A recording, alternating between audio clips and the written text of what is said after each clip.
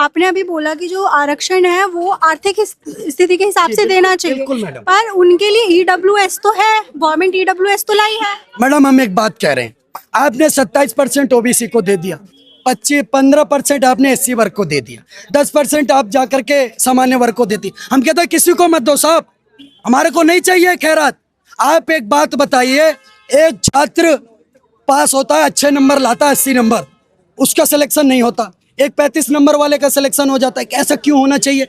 जो योग्य हो उसको मिलना चाहिए। मैं तो साहब आरक्षण का विरोधी नहीं हूं, मैं तो एक बात कह रहा हूं, चंद्रशेखर रावण है, वो सक्षम हो गए, सांसद बन गए, अब क्या चंद्रशेखर रावण अपने परिवार को नहीं पाल सकते, अपने बच्चों को नहीं पढ़ा सकते, अपने बच्चों को नहीं लिखा सकते? अच्छे से कर सकते हैं। उनको चाहिए कि अब भाई साहब जो उनको आरक्षण मिल रहा था वो दूसरे दलित बच्चों को मिले। चिराग पासवान जी हैं, क्या वो सक्षम नहीं हो गए? कोई दलित समाज का बच्चा अगर आईएएस बन गया, आईपीएस बन गया, अधिकारी बन गया, एसएचओ बन गया, बड़े पोस्ट पर चला गया, मंत्री, विधायक, सांसद बन गया, क्या उस परिवार को अब आरक्षण की जरूरत है?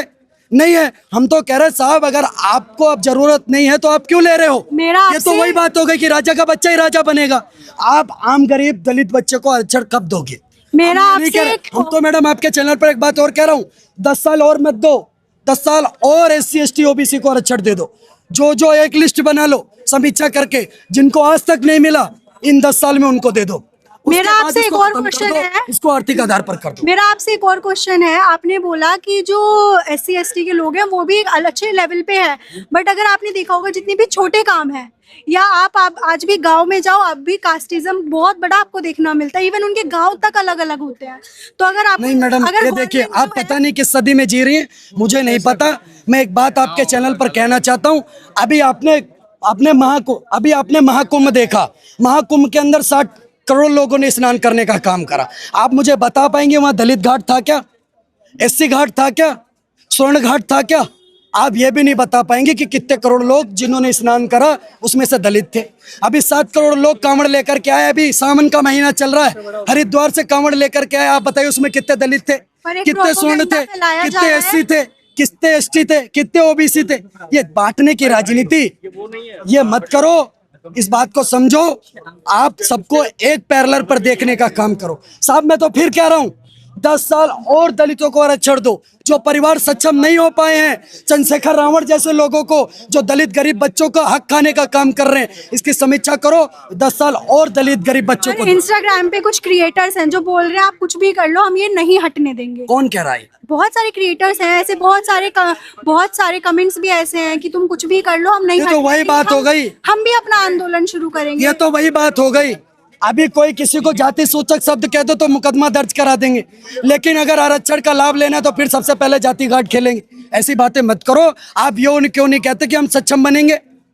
आर्थिक आधार पर मिलना चाहिए। जो हमारा दलित भाई है, जो गरीब है, जिसने अभाव में जिंदगी बिताई, जिसको मकान नहीं मिला, जिसको अच्छी पढ़ाई नहीं मिली, अच्छी शिक्षा नहीं मिली, आज उसको आगे करने की जरूरत है, आज उसको अधिकार देने की जरूरत है। आपने अभी जो है कुंभ मेले की बात करी, ठीक है, लेकिन जो दलित समाज है, आपने सीजेपी की प्रोटेस्ट में भी एक लेडी देखी होगी, वो बोल रही है कि अपने आप को जो है हिंदू मत मानो, जितने भी दलित से रिक्वेस्ट करी है, तो वो लोग बोलते हैं कि हम हिंदू नहीं है। तो विजय वाल्मीकि कट्टर हिंदू है।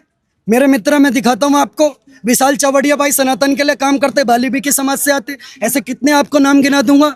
आप देखिए, कुछ लोग, चंद लोग आकर के एक नैरेटिव बनाने का काम करते हैं, उनका एजेंडा है, वो किसी पार्टी के एजेंट हो चुके हैं। उनको पार्टियां, देखिए सत्ता है अद्भुत अपूर्व, कभी तुम भूतपूर्व कभी हम अद्भुतपूर्व। सत्ता का एजेंडा होता है कि सत्ता में आने के लिए जाति कार्ड खेलना, जातीय एंगल खेलना। वही नवाजवादी पार्टी के नेता है मौलाना अखिलेश यादव जी, जिनके एक नेता ने ब्राह्मणों का अपमान करा। पहले कह रहे थे पीडीए मतलब पी से पिछड़ा, फिर कह रहे पी से पंडित, कुछ दिन में कहेंगे पी से पाकिस्तान।